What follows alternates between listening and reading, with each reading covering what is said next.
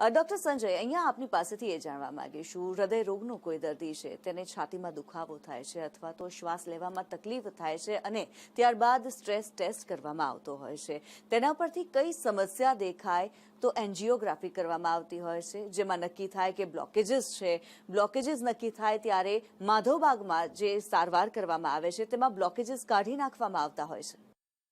માધવબાગની આપણે જે સંપૂર્ણ હૃદય શુદ્ધિકરણ ટ્રીટમેન્ટ કહીએ છીએ, હવે જ્યારે કોઈને છાતીમાં સમજો દુખાવો થાય, હાંફ ચડતી હોય અને એની સાથેના બીજા કોઈ કોમ્પ્લિકેશન હોય, અને જે સ્ટ્રેસ હું વાત કરું છું એ સ્ટ્રેસ આપણે સમજો કરીએ, 15 મિનિટ ચાલતી વખતે શ્વાસ ચડે અથવા છાતીમાં દુખાવો થાય અને ગ્રાફિકલ કોઈ ચેન્જીસ જ્યારે આવતા હોય ત્યારે એવું કહી શકાય કે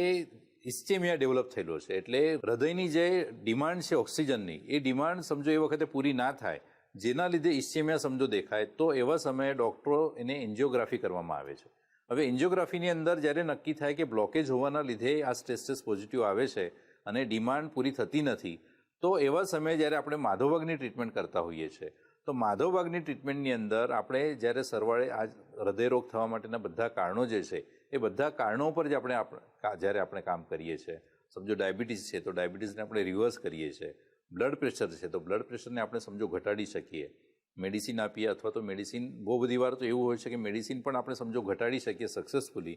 તો આપણે હૃદયરોગનો ચાન્સ 10 થી 15% ઘટાડી શકતા હોઈએ છીએ. તો એવા સમયે માધવબાગની જ્યારે આપણે ટ્રીટમેન્ટ કરીએ છીએ, શરીરની અંદર અનનેસેસરી ચરબીનો જમાવ થયેલો હોય, એ ચરબી આપણે સમજો ઘટાડી શકીએ, તો આપણે ચોક્કસપણે એવું પણ પ્રેડિક્ટ કરી શકીએ છીએ કે આપણે શરીરની અંદર ચરબીનું પ્રમાણ જ્યારે ઘટે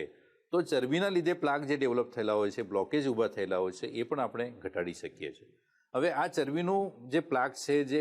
પર્સન્ટ છે, એ આપણે ઘટાડવાનો જે ટેસ્ટ કરીએ છીએ એની અંદર સીટી એન્જિયોગ્રાફીની અંદર પણ આપણે સાબિત કરી શકીએ છીએ કે જે પ્લાક ડેવલપ થયેલો હોય તો એન્જિયોગ્રાફી પહેલાંનો જે પ્લાક છે અને એન્જિયોગ્રાફી પછીના પ્લાક, જે આપણી ટ્રીટમેન્ટ પછીના પ્લાકનું પર્સન્ટ છે, એ 30-40%થી આપણે ચરબીના પ્લાક ઘટાડી શકતા હોઈએ છીએ અને એ આપણે સાબિત પણ કરી શકીએ છીએ. એટલે ચોક્કસપણે હું એવી રીતના કહીશ કે માધવબાગની જે ટ્રીટમેન્ટ છે એ ટ્રીટમેન્ટ દરમિયાન આપણે જ્યારે આહારની પરિયોજના વ્યવસ્થિત કરીએ છીએ, જ્યારે બાકીના કોમ્પ્લિકેશન છે, ચરબીનું પ્રમાણ છે, લિપિડ પ્રોફાઇલ છે, બ્લડ પ્રેશરનું પ્રમાણ છે, ડાયાબિટીસ છે, આ બધાને જ્યારે આપણે વ્યવસ્થિત હેતુ તરીકે ધ્યાન આપીને એને જ્યારે આપણે ઘટાડી શકીએ, કંટ્રોલ કરી શકીએ, તો સરવાળે આપણા શરીરની અંદર જે પ્લાક ડેવલપ થયેલા છે, બ્લોકેજ થયેલા છે, એનું પણ પ્રમાણ આપણે ઘટાડી શકીએ અને